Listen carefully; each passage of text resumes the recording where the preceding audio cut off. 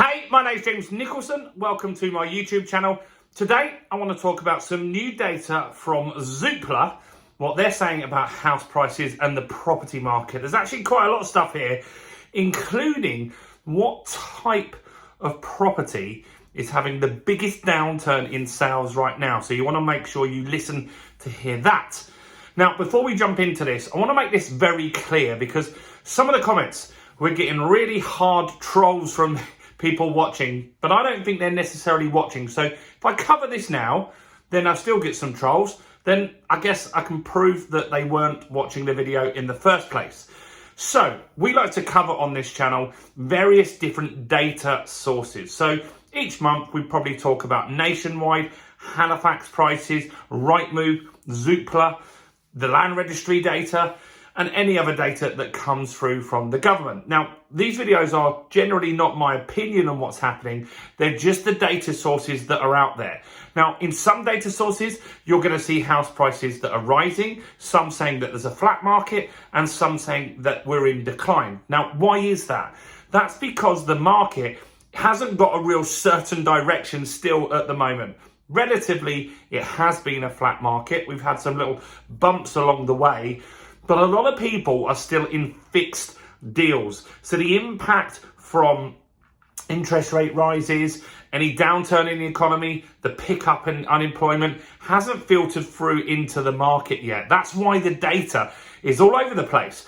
As we progress through the market, it will become a lot clearer what's likely to happen. So if we do go into a house price crash, that will be more certain. I'm sure if the market started going down 1% per month for a prolonged period of time, all data sources would agree at that point. But while it's a relatively flat market, that's why things don't change that quickly. So I hope that makes that a little bit clearer. Now, before we jump into this video, make sure you like the video. That helps us with YouTube. We hit 100,000 views, pretty much. That's very good. So thank you for everyone that's watched. And we're going to hit, by tomorrow, 7,000 subscribers. So make sure you subscribe and hit the bell. Now, let's jump into it. So what are Zoopla saying?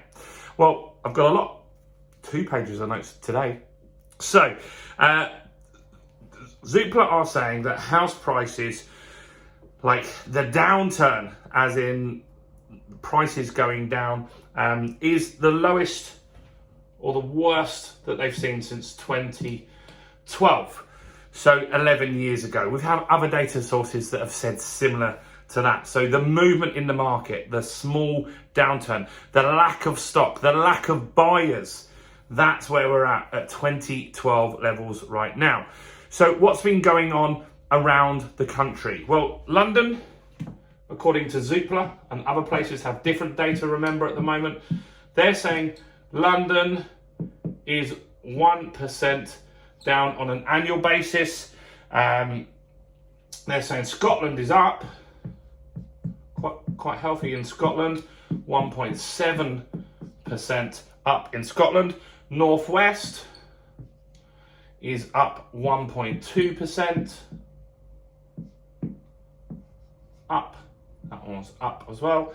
And then Yorkshire,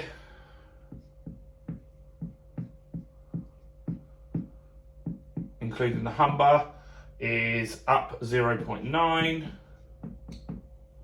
That's up. And so that and all the other areas are pretty much flat. So no real change there. So interesting to see that from Zoopla. We kind of knew London was down. London's going to be dragged down by the central areas, which have had more than 15% drops now. That's Chelsea and Kensington. Other London boroughs, some of them have been all right, but they get dragged down with the average. But they are starting to look a little bit more scary. So what else is going on according to Zoopla? Well, they're saying that in the north, in Scotland, and in Wales, that it's cheaper to buy a property than to rent a property. What does that mean? It means that buy-to-let still works in those areas. If it's cheaper to buy a property, as in the monthly payments are going to be cheaper than the rent, that indicates that in those areas, buy-to-let can still work.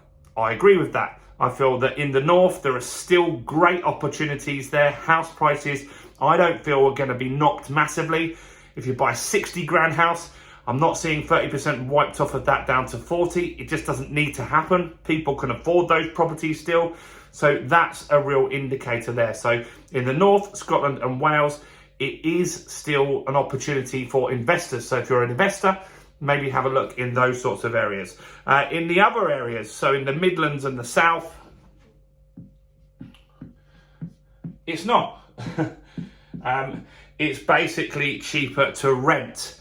That's not good news for buy-to-let investors, is it? Even with the rents increasing, it is still really, really tough in those areas. In fact, I found it tough in these areas for at least 10 years. You just needed it, especially in Dorking where I invest, you really need to find a property that you can add value to in order to make that deal work. So that's a real caveat, very, very important. Now, this is interesting. I haven't shared this before because I didn't have the data, but Zoopla's just come out and they're saying that 3 and 4 bedroom houses are the sales, the transactional volume is 40% down. 40% down.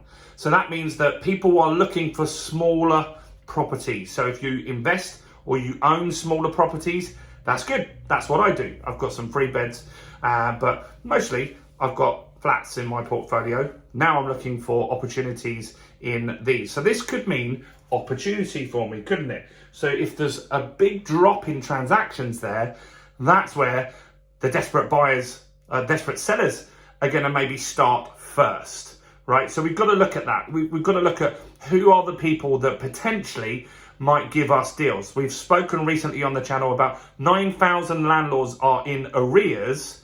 Now, let's just say of those 9,000, a certain percentage of them will have 3-bed properties. The demand for the 3-bed properties is 40% down.